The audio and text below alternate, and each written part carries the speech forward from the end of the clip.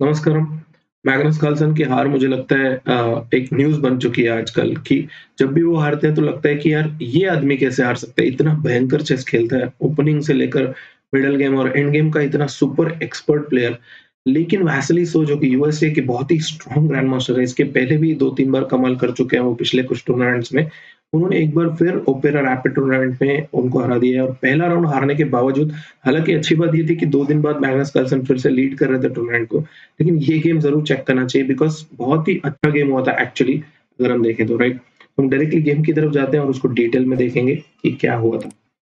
E4 से start किया, C5, knight to F3, D6 and bishop D5। Magnus Carlsen के साथ जो मेन लाइन्स है उनमें नहीं जाते हुए वैसिलिसो ने कुछ प्रिपेयर किया होगा जिसको मॉस्को वेरिएशन बोलते हैं बिशप B5 को।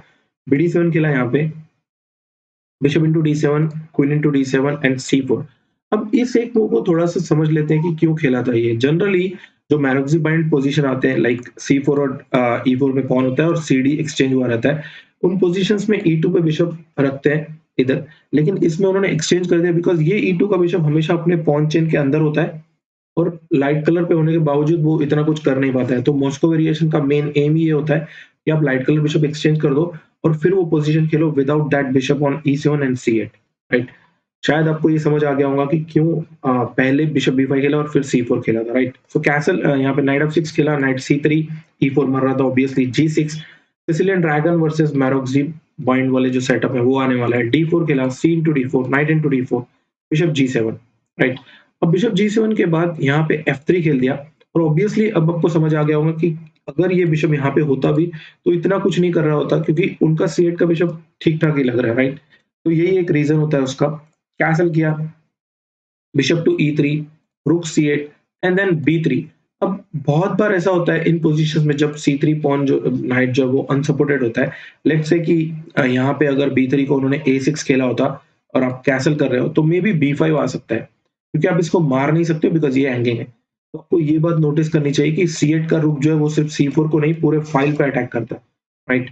तो यहाँ पे देखते हुए B3 को उन्होंने नाइट C6 खेला। हालाँकि वो A6 को गए नहीं क्योंकि A6 को अगर हम जाते भी वहाँ पे, तो होता ये कि सपोज़ अगर A6 खेला, तो व्हाइट में भी रुक C1 या क्वीन D2 में से कुछ खेल देता क्योंकि C3 को सपोर्ट आ जाता और फिर B6 जो स्क्वायर है, वो मुश्किल में आ जाता। इसीलिए A6 नहीं खेला उन्होंने, नाइट C6 खेला। यहाँ पे कैसल कर दिया क्वीन टू D8। अब ये एक बहुत अच्छी मूव है बिकॉज़ क्वीन क्या कर रहा है, नाइट को रोक रहा है मैन्यूवर होने के लिए, तो वो एक स्क्वायर वैकेट कर दिया, एरोज़ के थ्रू मैंने देखा है वो और क्वीन A5 जाके आप क्वीन C5 या क्वीन आप ट्रांसफर कर सकते हो H5 पे भी। जनरली A5 एक अच्छा स्पॉट होता है सिसिलियन ड्रैगन में क्वीन के लिए। क्वीन D2 के खिलाफ क्वीन A5 जैसा हमने डिस्कस किया था ऑलरेडी। रुक FD1। बहुत बार जब आप नाइट को रिमूव करते हो यहाँ पे, तो क्वीन इंटू क्वीन, रुक इंटू क्वीन मारना चाहिए आपको हमेशा। पॉन बिशप इंटू मारोगे तो प्रॉब्लम्स आएँगे क्योंकि ये हैंगिंग हो जाएगा, राइट? तो यहाँ पे नाइट D7 खेला, यही स्क्वायर ब्रैकेट किया था उन्होंने क्वीन से, नाइट DE2। अब यहाँ पे नाइट D7 खेलने का पॉइंट ये था कि ब्लैक जो है वो कोशिश कर रहा है कि यहाँ पे सब कुछ एक्सचेंज कर दें। जैसे कि मैं एक रैंडम मूव दे रहा हूँ, रुक A C1। अब यहाँ पे हो सकता है कि knight into D4, bishop into D4, bishop takes, queen takes और क्वीन C5 आ जाए। क्योंकि जनरली इनमें क्वीन अगर एक्सचेंज हो जाता है तो व्हाइट किंग साइड अटैक के लिए नहीं जा पाता है, राइट? तो अगर queen C5, night C5 and night D5 आप खेलते भी हो, तो किंग F8 के बाद ये पोज़ीशन ठीक-ठाक लग रही है, मुझे कोई प्रॉब्लम नहीं लग रहा है ब्लैक के लिए, राइट? मेबी व्हाइट अभी भी स्लाइटली बेटर होगा, लेकिन black can fight for equality, right? So यहाँ पे नाइट D2 खेला उन्होंने, नाइट DE2 और अब जो है वो एक्सचेंज अवॉइड कर रहे हैं। A6 खेला यहाँ पे। ये मूव खेलने के पहले आपको हमेशा सोचना चाहिए कि B6 आपका कंट्रोल है कि नहीं है, राइट? तो A4 खेला, B5 को रोक रहा है उन्होंने, E6। ऑब्वियसली आप D6 नहीं मार सकते हो क्योंकि C3 मर रहा है और ये नहीं चलेगा बिल्कुल।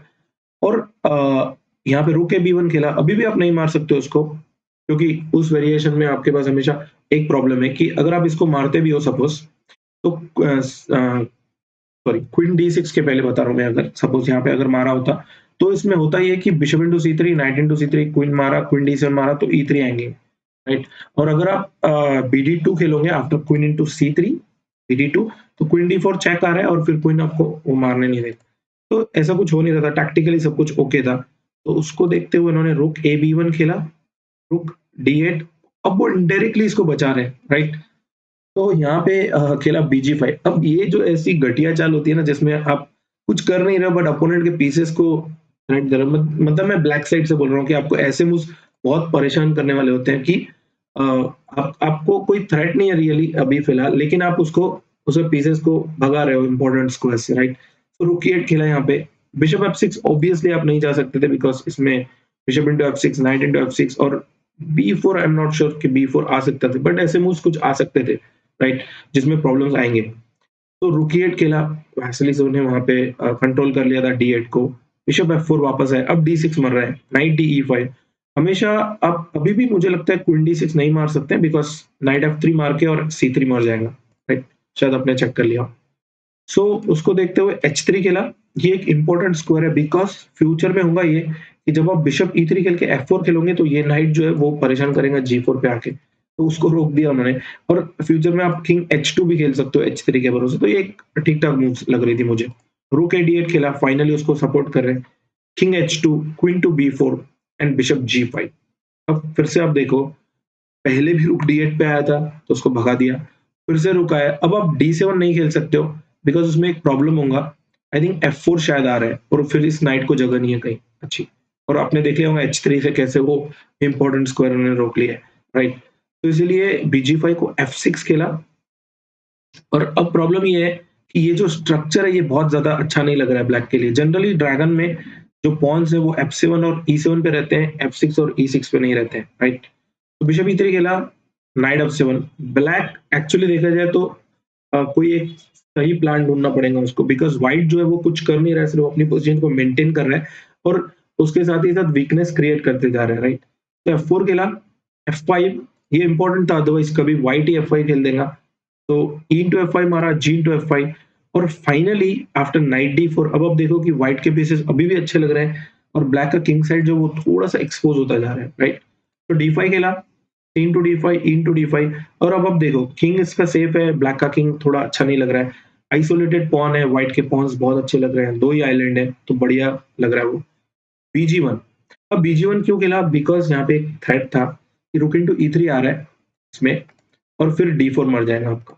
तो इसीलिए इसको हटाना ज़रूरी था, bg1 खेला यहाँ पे, नाइट d6 अब पहली बार मुझे लग रहा था कि हाँ, अब ब्लैक के पास कुछ तो एक्टिविटी है बिकॉज़ जैसे आपने नाइट d4 खेला, यहाँ पे सिंपली नाइट जो है वो e4 पे आ रहा है। हालाँकि थोड़ा-सा चेक कर लेते हैं कि एक्चुअली इसमें होता क्या था अगर नाइट इंटू d4 मार के खेलते तो, इंस्टेड ऑफ नाइट d6 क्योंकि मुझे लग रहा था सब एक्सचेंज होने के बाद after knight into d4 bishop into d4 bishop takes, queen takes and then rook into d4 knight d6 अब फाइनली इस पोजीशन में प्रॉब्लम ये है कि d5 आपका मरने वाला है और अगर आप नाइट इंटू d4 मारते हो तो मे बी नाइट e4 आ सकता है जिसमें नाइट f6 चेक तो नहीं आ रही है बट हाँ यहाँ पे जो है आप b4 जैसे मूव्स खेल सकते हो सपोज क्योंकि एक थ्रेट मुझे लग रहा था इसमें कि सपोज अगर b4 मैं एक रैंडम मूव दे रहा हूँ उससे भी अच्छे मूव्स हो सकते थे रुक d5 रुक इंटू d5 नाइट c3 और अब दो में से एक कोई ना कोई मरने वाला है मे बी रुक bd1 नाइट इंटू d1 रुक इंटू d1 एंड रुक e4 मुझे लग रहा था ये पोजीशन शायद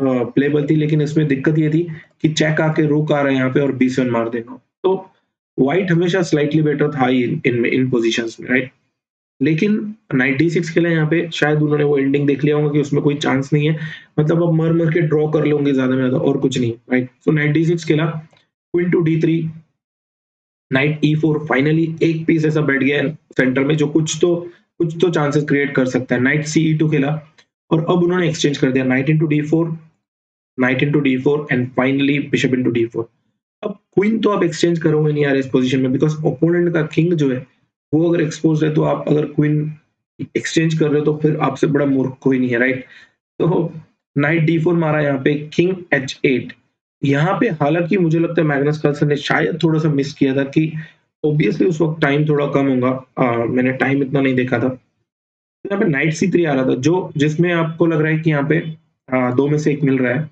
लेकिन यहाँ पे कुछ दिक्कत थी जैसे कि एक मूव आ रही थी यहाँ पे knight into f5 maybe queen into f4 check आ रहा था उसमें किंग h1 और नाइट इंटू b1 आ सकता था लेकिन और एक मूव आ रही थी after night c3 queen into f5 जिसमें आप ये बहुत मुश्किल लग रहा था मुझे कैलकुलेट करना बिकॉज मैंने भी इंजन पे चेक किया था कि क्या हो रहा है आगे नाइट c3 के बाद एक्चुअली क्यों नहीं खेला था right so queen f8 queen g4 queen g7 and then after queen h4 यहाँ पे नाइट इंटू d1 मार देना चाहिए ये एक पॉसिबिलिटी थी राइट हालांकि नाइट c3 को और एक तरीका था क्वीन g3 चेक और मे बी ये सबसे डिफिकल्ट था बिकॉज़ आप किंग एच8 जाते हैं तो नाइट इनटू एफ5, अब आप नाइट बी1 या डी1 नहीं मार सकते हो, जी7 मेट हो रही है। सपोज़ रुक यहाँ पे रुक जी8 खेला इधर, तो यहाँ पे क्वीन ई3 आ रहा था बिकॉज़ उसमें क्वीन ई5 चेक आ रहा है और फिर मेट का थ्रेट है। तो इसमें आप मतलब ये पोज़ीशन एक जा सकती थी इसमें, राइट? आपको ये बचाना पड़ेगा, मतलब यहाँ से कुछ मर नहीं रहा है इमीडिएटली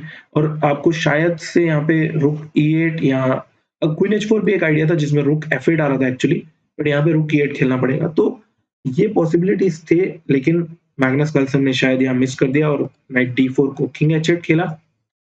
ये एक हिसाब से क्वीन जी3 चेक को हटाने के लिए ही था, नाइट सी3 आप खेलने वाले हो next move, rook B one knight सी3 रोक लिया उन्होंने, क्वीन टू डी6 एफ4 को अटैक कर रहे हैं, क्वीन ई3 प्रोटेक्ट किया उसको, knight G five, queen to F two knight ई4 और मैग्नस कार्लसन एक साइलेंट मतलब एक दबी आवाज में पूछ रहे हैं ड्रॉ, लेकिन वो बिल्कुल नहीं मानने वाले बिकॉज़ उनका इतना अच्छा पोजीशन है। तो यहाँ पे उन्होंने क्वीन एच4 खेल दिया, रिपीट नहीं किया क्वीन ई3 से, रुक एफ8 खेला, यहाँ पे रुक सी2 ये एक इम्पोर्टेंट है।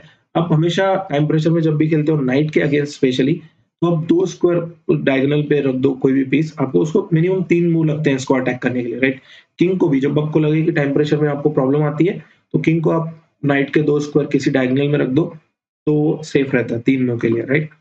तो क्वीन जी6 खेला, रुक टू सी7, सी7 अलाउ करने का पॉइंट मुझे इतना ये नहीं लगा था, बट ब्लैक के पास इतने कुछ अच्छे मूव्स थे भी नहीं। तो रुक जी8 खेला, जी2 पे मेट है, बचाना फोर्स्ड, रुक सी8। फाइनली उन्होंने एक रुक एक्सचेंज करने के लिए किया, लेकिन उन्होंने पॉन मार दिया रुक इंटू बी7 और रुक सी3 आ गए, सी2 तो आप आ नहीं सकते हो, राइट? तो रुक सी3 खेला, नाइट ई6, रुक टू सी2 और फाइनली जी2 पे 3 अटैक है।